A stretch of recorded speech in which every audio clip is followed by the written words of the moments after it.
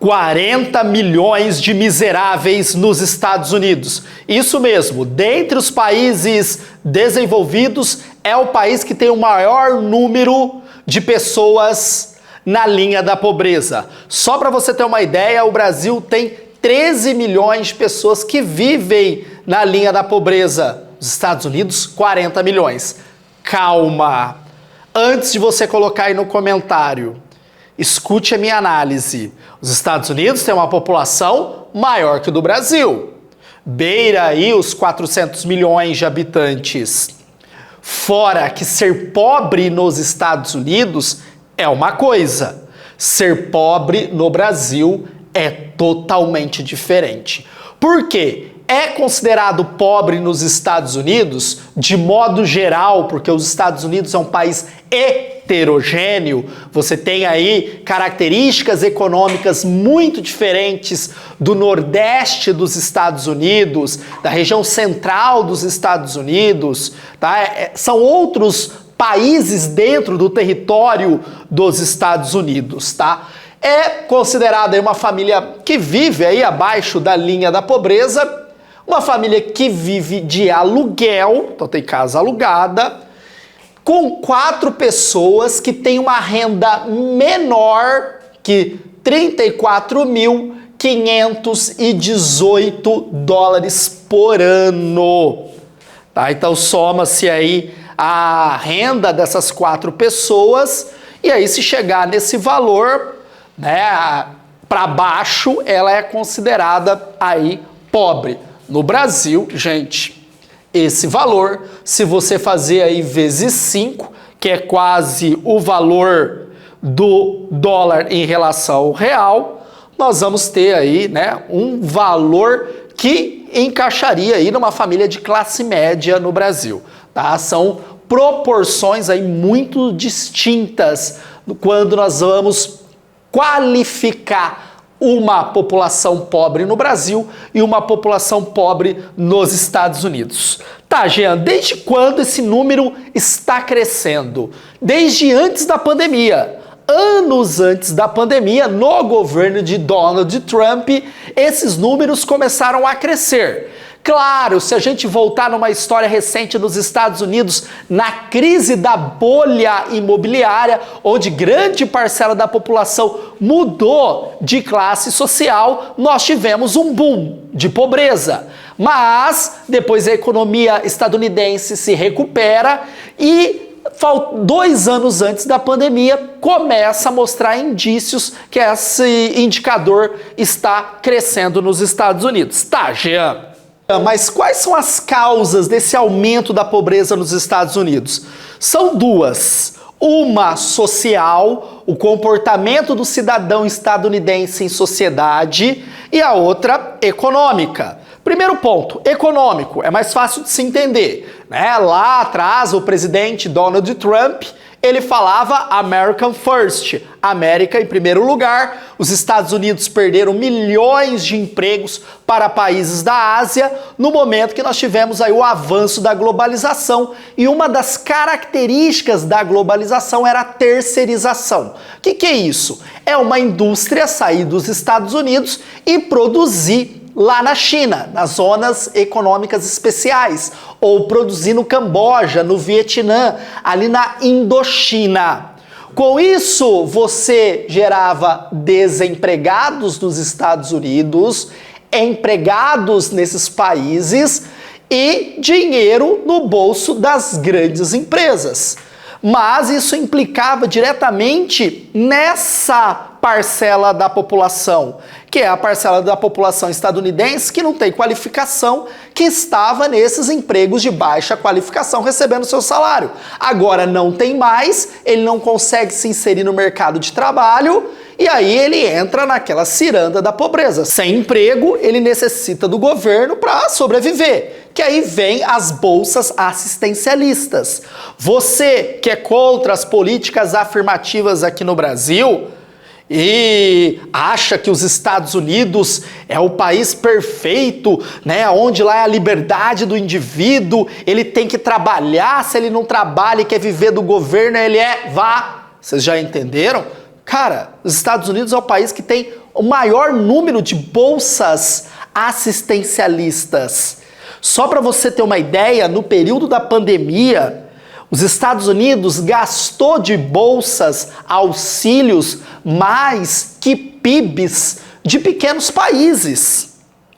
Você tinha lá os cheques que chegavam nas casas de um valor assim absurdo, que dava para a família sobreviver, não igual aqui no Brasil, que entregavam daquela maneira que foi aqueles míseros R$600. É claro que ajudou muita gente, mas poderia ter sido muito mais e aí nós não teríamos passado aquele momento triste da nossa história como a gente passou. Volta aqui. Tá, então nós temos a diminuição de empregos de baixa qualificação. Outro ponto, a diminuição dos salários.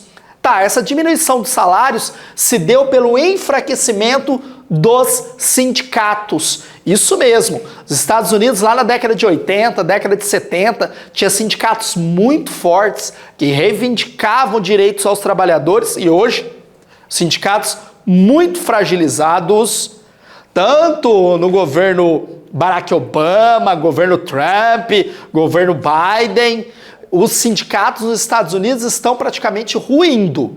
E aí não tem aí o debate para o reajuste salarial de acordo com a inflação, de acordo com o crescimento econômico do país.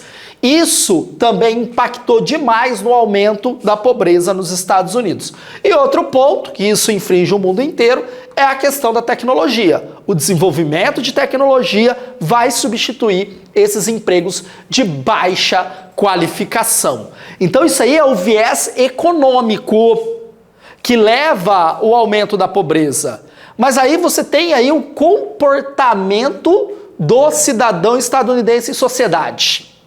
Aí nós temos a cultura do perdedor, o loser. O loser. Nos Estados Unidos, aquela pessoa que passa por dificuldade financeira, ela é taxada por, olha, não trabalha da forma que deveria, não tem uma habilidade, ele é um vá, vocês já entenderam, ele fez escolhas erradas na vida, é culpa dele estar nessa condição. E isso reflete no governo.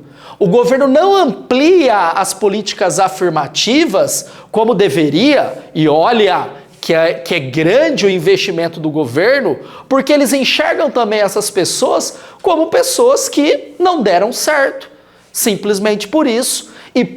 E eles mesmos devem sair desse buraco que eles mesmos entraram. É a cultura do perdedor ou do loser. Você já deve ter visto muito isso em filme. E aí, qual é a sua opinião? Os Estados Unidos está passando por esse momento de instabilidade e tende a sair em breve? Já está mostrando recuperação? Ou os Estados Unidos cada vez mais está cavando a sua própria cova para se transformar num país com gravíssimos problemas sociais? E isso aqui está refletindo não somente no aumento de número de pobres, está aumentando, por exemplo, assaltos nos Estados Unidos. Em alguns estados dos Estados Unidos, roubar até alguns dólares não é considerado crime. Então o cara entra numa loja, rouba uma bolsa, ela vale $50. Ele pode sair com essa bolsa e ninguém vai prendê-lo. Isso mesmo. Cara, e aumentou demais esse tipo de roubo, principalmente em lojas de conveniência. Você tem arrastões nos Estados Unidos, teve um arrastão numa das lojas da Apple faz poucos dias. E você também está tendo um aumento de consumo de drogas. Os Estados Unidos é o país que mais consome droga no mundo e agora está dentro dos Estados Unidos a famosa droga zumbi. Dá uma olhadinha aqui nessa imagem. Olha a situação que as pessoas chegam. E isso é tudo reflexo, né, do aumento da pobreza nos Estados Unidos. Tá, Jean, essa pobreza é igual para todo mundo? Pobre branco, pobre negro. Eu sei que nos Estados Unidos há uma cisão, há uma divisão entre 3 grupos, né? Os brancos, os negros e os latinos. É tudo igual? Não. Essa pobreza, ela reflete muito mais entre negros e latinos, e muito menos com os brancos. Uma das principais problemáticas quando nós falamos de pobreza é quando atinge criança, porque a criança ela vai crescer num ambiente não propício para ela se desenvolver quando falta dinheiro. Vivemos no mundo do capital, sem dinheiro, dificilmente você consegue romper as escalas sociais. Tá, brancos, 11% das crianças. Negros, 32% das crianças estão abaixo da linha da pobreza. Latinos, 26%. Olha que números altíssimos para um país que é a maior potência do mundo. Tá, isso leva a uma desigualdade racial. E a desigualdade aumentando cada vez mais nos Estados Unidos.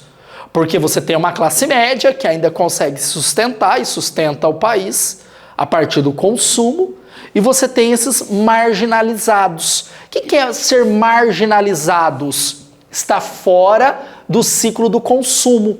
Então, ó, marginalizado é isso aqui, ó. Então, aqui é o ciclo das pessoas que podem consumir.